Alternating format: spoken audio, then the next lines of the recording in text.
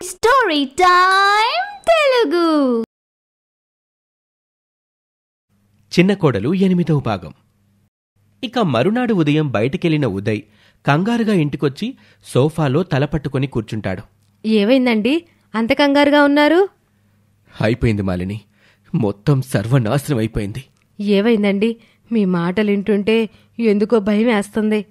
నా business partner నన్ను మొత్తం ముంచేశాడు. నా దగ్గరున్న మొత్తం డబ్బంతా పెట్టుబడి పెట్టించి నాకు అనుమానం రాకుండా ఎక్కడ పడితే అక్కడ సంతకాలు చేయించుకొని నన్ను మోసం చేశాడు మాలిని. కోట్లు కలిసొస్తుందన్న అత్యాశతో నీ కట్నం డబ్బుతో సహా మొత్తం పెట్టేశాను. ఆ మాటలు విన్న మాలినికి ఒక్కసారిగా గుండాగినంత పనవుతుంది. మళ్లీ తేరుకొని, ఏంటండి మీరు మాట్లాడేది? ఇప్పుడు మన పరిస్థితి ఏమిటి? అదే నాకు అర్థం కావట్లేదు మాలిని. ముందుగా ఫ్లాట్స్ బుక్ చేసుకుని అడ్వాన్స్ ఇచ్చిన వాళ్ళు మొత్తం డబ్బు తిరిగిమ్మని నా మీద పడుతున్నారు. ఏమండి, మనల్ని మోసం చేశాడని మీ పార్ట్నర్ మీద పోలీస్ కేసు పెడదామండి. ఆ అవకాశం లేకుండా చాలా తెలివిగా వాడు ప్లాన్ చేశాడు మాలిని. పైగా అందులో చాలా వరకు మేమిద్దరం కలిసి మోసం చేసి కబ్జా చేసిన స్థలాలు. పోలీస్ కంప్లైంట్ ఇస్తే వాడితో పాటు నన్ను కూడా జైల్లో వేస్తారు. ఈలోగా ఫ్లాట్స్ బుక్ చేసుకున్న కొంతమంది కస్టమర్లు ఉదయ్ ఇంట్లోకి వచ్చి తక్షణమే మా డబ్బు మాకివ్వాలంటూ గొడవ చేస్తారు.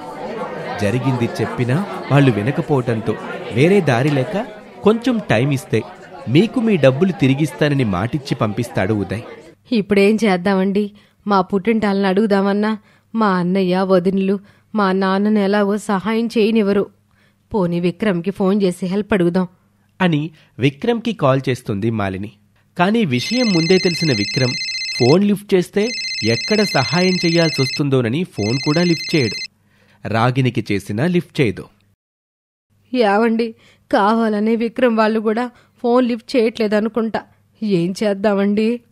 అందుకే మాలిని, ఈ ఇంటి నమ్మేసి వచ్చిన కాడికి కస్టమర్స్కి ఇవ్వటం తప్ప వేరే దారి లేదు అని చెప్పి ఇల్లమ్మి వచ్చిన డబ్బులు ఇవ్వాల్సిన కొంతమంది కస్టమర్లకి ఇచ్చేసి కుటుంబం అంతా ఒక చిన్న అద్దెంటికి మారతారు. మరోపక్క ఇది జరిగిన 2-3 రోజుల్లోనే విక్రమ్ ఆఫీస్లో ఒక బిల్డర్ దగ్గర లంచం తీసుకుంటూ పోలీసులకు పట్టుబడతాడు. అదే టైంలో విక్రమ్ ఇంట్లో కూడా ఇన్కమ్ ట్యాక్స్ రైడ్ జరుగుతుంది. ఇంట్లో దొరికిన ఆస్తి డాక్యుమెంట్లకి నగలకు సరైన ప్రూఫ్స్ చూపించలేకపోవడంతో ఇంటితో సహా అన్నింటినీ సీజ్ చేసి అధికారులు హ్యాండ్ ఓవర్ చేసుకుని ఇంట్లో అందర్నీ బయటకు పంపించేస్తారు. కట్టుబట్టలతో బయటకొచ్చిన రాగినికి విక్రమ్ను అరెస్టు చేశారని విషయం తెలిసి ఇప్పుడేం చెయ్యాలో ఎక్కడికి వెళ్లాలో ఏంటో అర్థం కాక అయోమయ స్థితిలో ఉండిపోతుంది. ఇప్పుడు ఈ నెల బయటకు తీసుకురావాలి. బావగారి సహాయం చేయమందామంటే వాళ్ళ పరిస్థితి బాగున్నప్పుడు వాళ్ళు ఫోన్ చేస్తే కనీసం మేం ఫోన్ కూడా లిఫ్ట్ చేయలేదు. ఇది మనసులో పెట్టుకొని మాలిని అక్క ఖచ్చితంగా బావగారిని సహాయం చేయనివ్వదు. పోనీ ఆదిత్య దగ్గరికి వెళ్తే తాను జైల్లో ఉన్నప్పుడు ధరణి వచ్చి ప్రాధాయపడినా కనీసం మాట సహాయం కూడా చేయలేదు. ఇప్పుడు ఏ మొహం పెట్టుకొని వెళ్ళి ఆదిత్యని సహాయం అడగాలి? లేదు, ఈ పరిస్థితులలో ఆదిత్య తప్ప వేరే ఎవరూ సహాయం చేయడానికి ముందుకు రారు అని పరిగెత్తుకుంటూ ఆఫీస్లో ఉన్న ఆదిత్య దగ్గరికొచ్చి జరిగిన విషయం చెప్పి ప్రాధేయపడుతుంది రాగిని. మమ్మల్ని క్షమించి ఆదిత్య, నీ విషయంలో ధరణి వచ్చి అడిగినప్పుడు చాలా పెద్ద తప్పు చేశాం. అది మనసులో పెట్టుకోకుండా దయచేసి మీ అన్నయ్యని జైలు నుండి బయటకు తీసుకొనిరా ప్లీజ్. ఇంకెప్పుడు ఎలాంటి తప్పు పనులు చేయము అంటూ రాగిని బ్రతిమిలాడుతుంది. అన్నయ్యని అరెస్ట్ చేశారని నాకు కూడా తెలిసింది వదినమ్మా. నా గురించి మీకు తెలుసు కదా, తప్పు ఎవరు చేసినా శిక్ష అనుభవించాల్సిందేనని నమ్మేవాణ్ణి నేను. కాని ఇప్పటికే పెద్దన్నయ్య పరిస్థితి తెలిసి అమ్మ చాలా బాధపడుతుంది. ఇక విక్రమ్ అన్నయ్య జైలుకి వెళ్లాడని తెలిస్తే అమ్మ తట్టుకోలేదు. మీరంతా ఆవిని వదిలేసినా మీ గురించి ఆలోచించకుండా అమ్మ ఎలా ఉంటుంది? ఎంతైనా తల్లి కదా. అమ్మ కోసమైనా అన్నయ్యని విడిపించడానికి నేను ప్రయత్నిస్తాను అని చెప్పి రాగిణిని పంపించేస్తాడు ఆదిత్య. ఆదిత్య తనకున్న పరిచయాల ద్వారా విక్రమ్ను విడిపించి బయటకు తీసుకొస్తాడు. బయటకొచ్చిన విక్రమ్ అంతకుముందు తాను ఆదిత్య పట్ల ప్రవర్తించిన తీరు గుర్తు తెచ్చుకుని సిగ్గుతో తలదించుకుంటాడు. నువ్వు చేసిన సహాయానికి నీకెంత థ్యాంక్స్ చెప్పినా తక్కువే తమ్ముడు. చూడన్నయ్య, కేవలం అమ్మ బాధపడకూడదు అన్న ఒక్క కారణంగానే నిన్నీరోజు బయటికి తీసుకొచ్చాను. అంతే తప్ప నా సిద్ధాంతాలకు నేను ఎప్పుడూ కట్టుబడి ఉంటాను. వదిన వాళ్ళు ఎదురు చూస్తూ ఉంటారో నువ్వెళ్ళు అని చెప్పి అక్కడ్నుంచి ఆదిత్య వెళ్ళిపోతాడు. ఇన్కమ్ ట్యాక్స్ వాళ్ళు ఇంటితో సహా సీజ్ చేయటంతో విక్రమ్ వాళ్ళు ఫ్రెండ్ సహాయంతో చిన్న ఇల్లు అద్దెకు తీసుకుని అందులో ఉంటారు.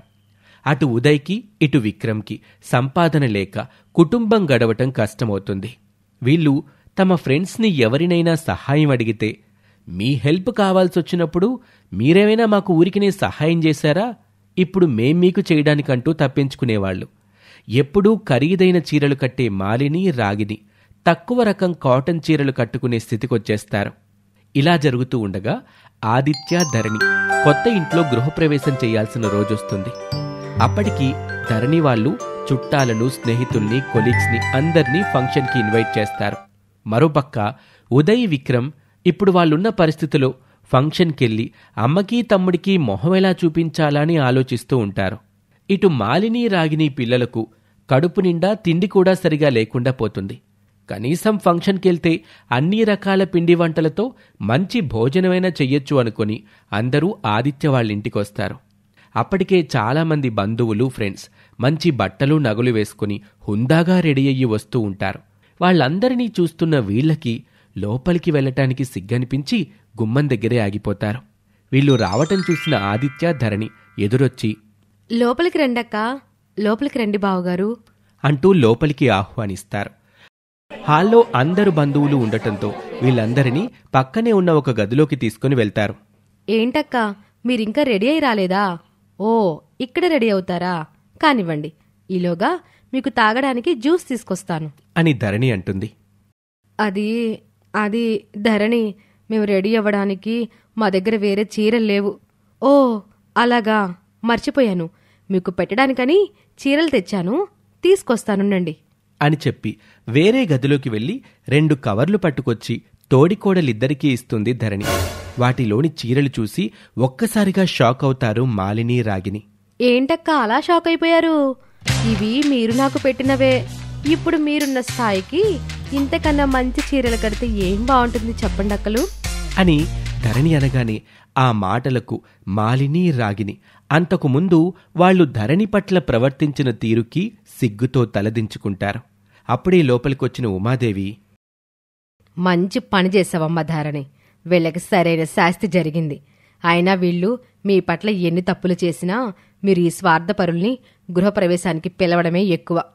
మమ్మల్ని క్షమించండి అత్తయ్యగారు, మేమంతా చాలా పెద్ద తప్పు చేశాం. మీరన్నది నిజమే, మాకు మళ్ళీ ఈ ఇంటి గడప తొక్కే అర్హత కూడా లేదు. చూడండక్క, మీరెన్నోసార్లు ఫంక్షన్స్లో బయట మీ ఇంటి పని మనిషి కూడా కట్టుకున్నటువంటి చీరలు కడతానని, మెడలో ఒక్క బంగారు నగ కూడా లేదని బంధువులందరి ముందు నన్ను హేళన చేసేవారు. ఆ సమయంలో నా మనసు ఎంత బాధపడుంటుంది. బహుశా మీకిప్పుడు ఆ విషయం అర్థమైందనుకుంటాను. కేవలం 5 నిమిషాలు నా క్యారెక్టర్ని పక్కన పెట్టి నలుగురిలో కాకుండా కేవలం 4 గోడల మధ్య మాత్రమే మీతో నేనిలా ప్రవర్తిస్తే మీ మనసుకి ఎంత బాధ కలిగిందో ఇప్పుడు మిమ్మల్ని బాధ పెట్టాలని నేను ఈ పని చేయలేదక్కా. ఆ బాధ ఎలా ఉంటుందో మీకు తెలియాలని అంతే. నువ్వు మా పట్ల ఇలా ప్రవర్తించడంలో తప్పులేదు ధరణి. నిజంగానే ఆ బాధ ఎలా ఉంటుందో మాకు అర్థమైంది. అవును ధరణి, ప్రతిసారి నిన్ను పేదింటి నుంచి వచ్చావని హేళన చేసినప్పుడల్లా నువ్వు ఎంత బాధపడేదానివో నాకిప్పుడు అర్థమవుతుంది. దయచేసి మమ్మల్ని క్షమించు ధరణి. బహుశా ఓ రకంగా మేమిప్పుడు ఈ స్థితిలో ఉన్నామంటే అందుకు కారణం మీరే కావచ్చక్క. ఎందుకంటే మీరు, బావగార్లు నన్ను, నా భర్తని అవమానించిన ప్రతిసారి నాలో బాధతో పాటు మేం కూడా మంచి స్థాయికి రావాలనే పట్టుదల కూడా పెరిగింది. ఆ పట్టుదలతోనే ఈరోజు నీతి నిజాయితీగానే సంపాదించి మేము ఈ స్థాయిలో ఉన్నాం. ఆ మాటలకు అందరూ పశ్చాత్తాపంతో ఏమీ మాట్లాడలేక తలదించుకుంటారు. నువ్వు చెప్పింది నిజమేనమ్మా ధరణి. ఆదిత్య పట్ల, నీ పట్ల మేమంతా చాలా అమానుషంగా ప్రవర్తించాం. ఇంటికి పెద్ద కొడుగ్గా, తండ్రి తర్వాత తండ్రిగా తమ్ముణ్ణి మంచి మార్గంలో నడిపించాల్సిన నేను తప్పుడు బాటలో నడవమని సలహాలిచ్చాను. తమ్ముడని కూడా చూడకుండా చెయ్యని నేరానికి నిందలు మోపి జైలుకెళ్లే పరిస్థితి కలిగించాను. ఇప్పుడు తలుచుకుంటే నా మీద నాకే అసహ్యమేస్తుంది. ఒరే ఆదిత్య, ఈ అన్నయ్యను క్షమించరా? నన్ను కూడా క్షమించరా ఆదిత్య? వదిన, రాగిని కలిసి ధరణిని అవమానిస్తున్నప్పుడు ఏ రోజు మేం వాళ్ళను వారించలేదు. ఆఖరికి నీకు కష్టకాలంలో కూడా ఓ అన్నయ్యగా సహాయం చేయలేకపోయాను. అన్నిటికన్నా డబ్బే ప్రధానమనుకున్నాను. ఏ దారైతే ఏంటి, డబ్బు సంపాదించటమే ముఖ్యం అనుకున్నాను తప్ప బంధాలకు బంధుత్వాలకు విలువనివ్వలేదు. ఆఖరికి కన్న తల్లి అన్న బాధ్యత కూడా లేకుండా మా స్వార్థం మేం చూసుకున్నాం. అమ్మా, నిన్ను మమ్మల్ని క్షమించమని అడిగే అర్హత కూడా మాకు లేదు. అయినా అడుగుతున్నాను, మమ్మల్ని క్షమించు. ఇందులో నేను క్షమించాల్సిందంటూ ఏముందిరా? మీతో పాటు నేను కూడా కొన్ని తప్పులు చేశాను. మనందరినీ క్షమించాల్సింది ఆదిత్య, ధరణి. అయ్యో అమ్మా, అనయ్య, ఎందుకంత పెద్ద మాటలు? అయిందేదో అయిపోయింది, ఇక ఆ విషయాలని మర్చిపోండి. అవునురా ఉదయ్, విక్రమ్, ఎప్పటికైనా మీ తప్పులేంటో మీరు తెలుసుకున్నారు. నిజమేనమ్మా. నీతి నిజాయితీగా సంపాదించేది 100 రూపాయలైనా అది మనసుకు ఎంతో తృప్తినిస్తుంది. అడ్డదారిలో సంపాదించింది కోట్ల రూపాయల డబ్బున్నా మన తప్పులు ఎక్కడ బయటపడతాయోనన్న భయంతో ప్రతి క్షణం భయంగా బ్రతకాల్సొస్తుంది. ఈ విషయాన్ని మాకన్నా చిన్నవాడైన తమ్ముని చూసి తెలుసుకున్నామమ్మా. ఈలోగా పక్కనే ఉన్న బీరువాలో నుండి కొన్ని బట్టలతో ఉన్న కవర్లు, నగలు తీసుకొస్తుంది ధరణి. 2 పళ్లాల్లో పట్టుచీర, నగలు పెట్టి తోడికోడలిద్దరికీ ఇస్తుంది ధరణి. కొత్త బట్టల్ని, కొంత డబ్బుల్ని అన్నలిద్దరికీ ఇస్తాడు ఆదిత్య. వాటిని చూసిన మాలిని, రాగిని ఆశ్చర్యపోతారు. ఇవి మీకోసమే. నిజంగా ఇవి మిమ్మల్ని కించపరచాలని ఇవ్వటం లేదు. మీలో మంచి మార్పు రావాలని కోరుకున్నానే తప్ప మీరు పాడవ్వాలని నేనెప్పుడూ అనుకోలేదు. మిమ్మల్ని ఎప్పుడూ నా తోడబుట్టిన అక్కలుగానే భావించాను.